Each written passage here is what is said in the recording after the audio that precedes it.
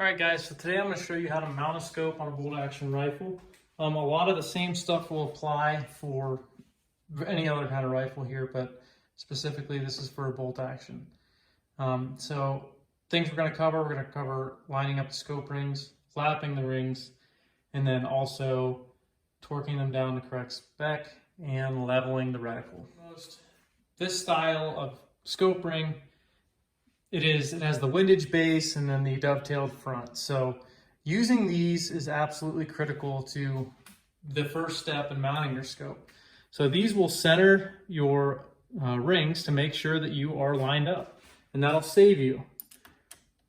That'll save you from accidentally torquing down on the scope and bending the tube. You got to remember, scopes are either aluminum or steel tubes that are just super thin, right?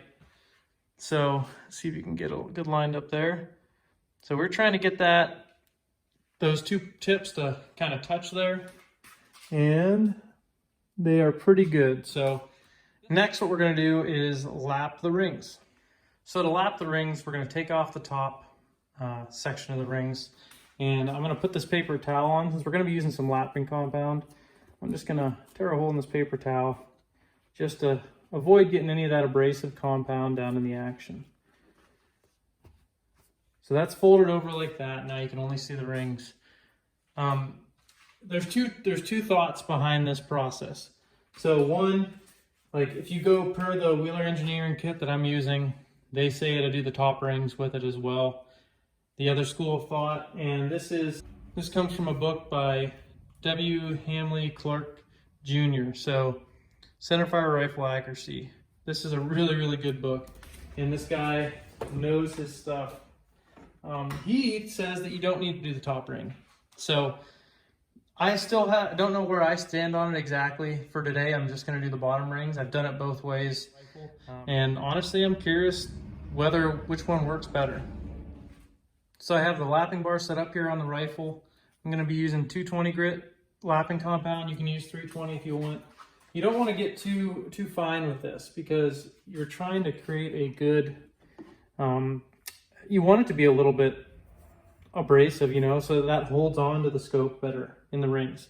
If you were to polish this to say 1000 grit, you're putting a lot more pressure on the, or a lot more reliance on the clamping power and the torque of the screws going down on it. So it doesn't need to be polished perfectly. 220 grit may be a little bit too much for some people. I don't know, but it's worked for me. So I put some lapping compound on there, and now I'm literally just gonna work it back and forth. This lapping bar does have a screw in for a drill. However, I don't like to use it. I found that it can kind of walk around on you, so I like to do it by hand just so I can get a good feel and make sure that I'm kind of keeping it consistent for each time. So I just did this for a minute or so, and you can see I'm wiping off that lapping compound. The front rings, I'm not really getting any contact on the back or on the sides, but one good thing is I am getting it consistently on the bottom, so it's lined up that way. Now on the back rings, it is looking really good. I guess I'm probably about 70% there. Maybe even more than that. Ideally, you want to be anywhere between 80 and 90%. You don't need to go to full 100% contact. And as you can see with these rings, they have little serrations in there, so you wouldn't be able to get that. But I'm going to keep going with this and get it to a point where it is lapped correctly, and I'll turn it back on. So I have it where I'm happy with it.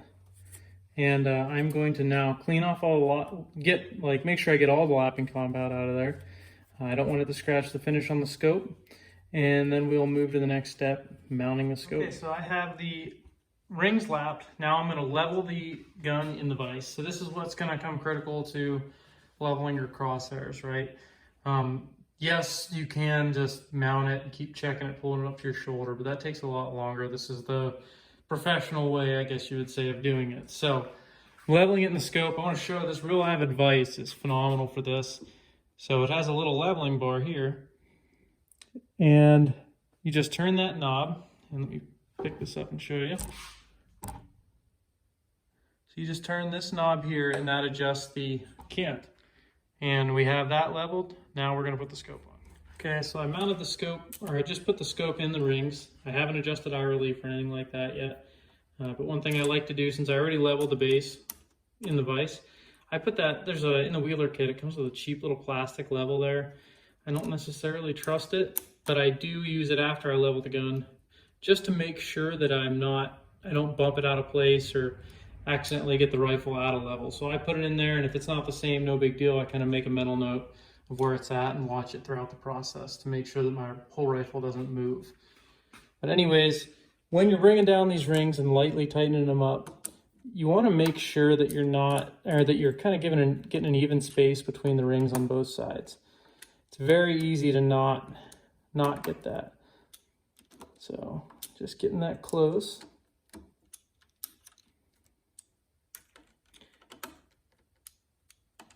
What we're trying to prevent here is any uneven like pressures on the scope tube itself. Okay, so to adjust for proper eye relief, you're going to pull it up to your shoulder and look down the scope, make sure it's in the right spot, right? You don't want your head to be, or your neck to be strained as you're looking down the rifle.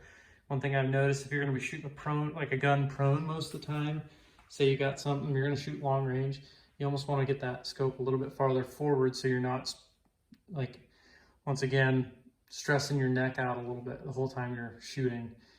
So hunting rifles, we shot most of the time from sitting or standing, occasionally laying down, but not primarily. But anyways, I haven't mounted the device, and I just kind of looked at it. I've mounted enough of these on my own guns to know where I like it, so I have that. There's really no like secret sauce to mounting it properly, like eye relief wise. So now, leveling the crosshairs, this is where it gets kind of interesting. You'll see a lot of people throw a level on top of the scope caps. That might work for some people, right? It'll get you close, but I can't guarantee that those are going to be, especially with some of the scopes that you have coming out on the market, the Chinese made ones primarily. You don't know if that's true to what the reticle's doing inside there. It should be, but you never know. So one thing that I do is I have a plumb bob hanging on a wall with a string. It's kind of an old school method of doing it. I've seen ones where you put a light on the front of the scope and it projects something, and you line it up that way. I haven't tried it. It looks like it works about the same way and works great. I'd like to try one someday, just haven't yet. But anyways, so I'm gonna look down this scope. I have it on 3.5 power. It's the plumb bob's on the other side of the shop. And I'm gonna line it up with that string, because that string is gonna hold perfectly perpendicular to the earth. And that's what my level's showing right now. Okay, so I have the reticle leveled now. And at this point, I'm going to use my fat wrench and torque the screws down properly. Let me pull out my torque specs here. Depending on your size screw you have, for base mounts, you're going to look at 18 to 20 foot-pound, or inch-pounds, sorry, not foot-pounds. For 632, 640, 648s. If you're up in the 832s, 836, 840s, you're going to look at about 28 to 30 pounds. So 20 pounds is what I torqued it at. Now for the scope rings, since it's the same size, 632, I'm going to use the same 18 to 20 pounds.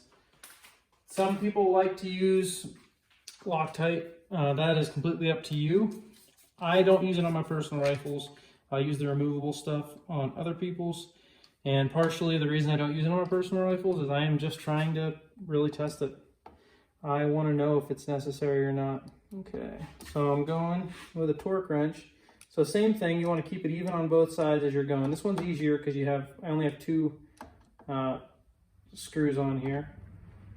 I will say, if it's 4, you're going to want to go into kind of a cross pattern. So I haven't hit that torque limit yet, but I'm just going to move up to the front now, do the same thing.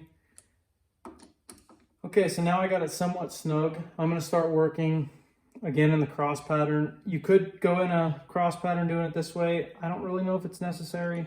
I personally don't think it is, but here we go.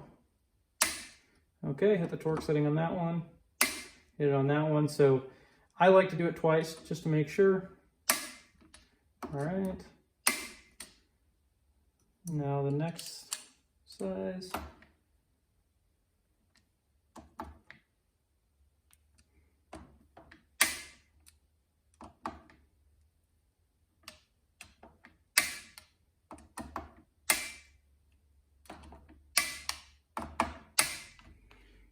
Okay, so I'm looking at my rings. They look pretty even on both sides.